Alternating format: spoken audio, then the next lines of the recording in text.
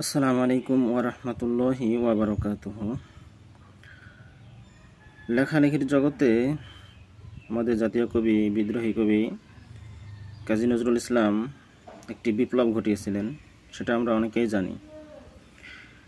এদেশে অনেক গল্প, ইতিহাস, উপন্যাস ইত্যাদি রচনা লেখা হয়, কিন্তু সেই লেখার মাঝে একটি গুরুত্বপূর্ণ দিক তুলে ধরেছিলেন কাজী নজরুল ইসলাম, যিনি আমাদের জাতীয় কবি।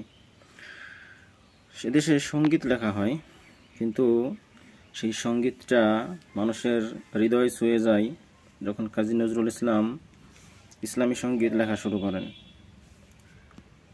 যখন তিনি তার লেখনীতে শুরু করলেন অমন রমজানের ওই রোজার শেষে এলো খুশির ঈদ, এমনই অসংখ্য ইসলামী সঙ্গীত যখন তিনি লিখতে শুরু করলেন, তখন এক ঐতিহাসিক বিপ্লব শুরু হয়ে গেল। আর তারই ধারাবাহিকতায় এই বাংলাদেশে প্রচারিত হতে লাগলো, ছড়িয়ে পড়লো সারা বিশ্বে তার লেখা, তার খ্যাতি। ঠিক তেমনি এই বাংলাদেশে কোরআন ও হাদিসের যারা তাফসীর আলোচনা করেন, পেশ করেন, তাদের মাঝেও ঠিক তেমনি এক বিপ্লব তৈরি করে গেছেন আল্লামা দেলোয়ার হোসেন সাঈদী রাহিমাহুল্লাহ। তিনি তার অসংখ্য অগণিত মাহফিলের মাধ্যমে সেটি তুলে ধরেছেন মানুষের মাঝে। আর ইসলামের বাণী, সুমহান বাণীগুলো তুলে ধরেছেন মানুষের দ্বারে। ইসলামের সকল দিক তুলে ধরেছেন তিনি, বিশেষ করে রাজনৈতিক দিকটি উল্লেখ করেছেন। আর ঠিক তেমনিভাবে পর্যায়ক্রমে এদেশে একটা সময় গিয়ে ইসলামী সঙ্গীত বা গজল খুবই প্রচলন শুরু হয়, যেমন কলরব। আর অন্যান্য আরও অনেক শিল্পী গোষ্ঠী আছে যারা ইসলামী সঙ্গীত লিখতে শুরু করে। তেমনি একটি গোষ্ঠীর নাম হচ্ছে সাইমুম শিল্পী গোষ্ঠী, যারা অসংখ্য প্রতিবাদী গান, ইসলামী সঙ্গীত রচনা করেছেন।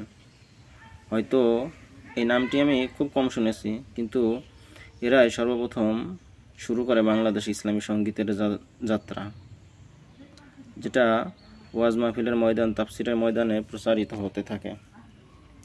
আর সর্বশেষ পর্যায়ে এটিকে যিনি একটি অনন্য উচ্চতায় নিয়ে গেছেন, তিনি হচ্ছেন ডক্টর মিজানুর রহমান আজহারি। তিনি তার মাহফিলে যে সকল ইসলামী সঙ্গীত গেয়ে থাকেন, তার মাঝেই একটি হচ্ছে, যদি বলি আমি, যুগ জামানা পাল্টে দিতে চায় না অনেকজন, এক মানুষই আনতে পারে জাতির জাগরণ, এক মানুষই বিপদকালে বাঁচাই কাফেলায়, ক্ষুদ্র ডিঙে বাঁচায় জাহাজ অসীম দরিয়ায়। ঠিক এরকম আরও অসংখ্য ইসলামী সঙ্গীত তিনি তার তাফসিরের ময়দানে বলেন। আর এভাবেই যেন ন্যায় বিচারকে, সত্যকে প্রতিষ্ঠিত করতে তারা বদ্ধপরিকর। সেই কাজী নজরুল ইসলাম থেকে শুরু করে ডক্টর মিজানুর রহমান আজহারি পর্যন্ত অসংখ্য অগণিত আলেম ওলামা যারা দেশের ন্যায় প্রতিষ্ঠা করতে চায়, তারা সর্বদা বলিষ্ঠ কণ্ঠে সেগুলো প্রসারিত করেন।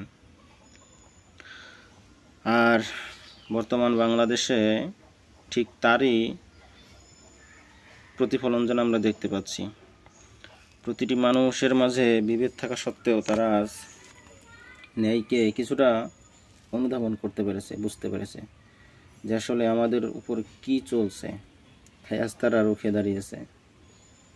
ঠিক তেমনিভাবে অদূর ভবিষ্যতেও এই যাত্রা থামবে না, আশা করি ইনশাআল্লাহ।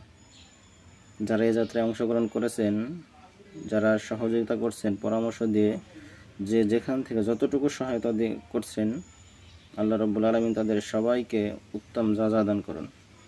সকলের জন্য রইল শুভকামনা। আসসালামু আলাইকুম ওয়া রাহমাতুল্লাহি ওয়া বারাকাতুহু।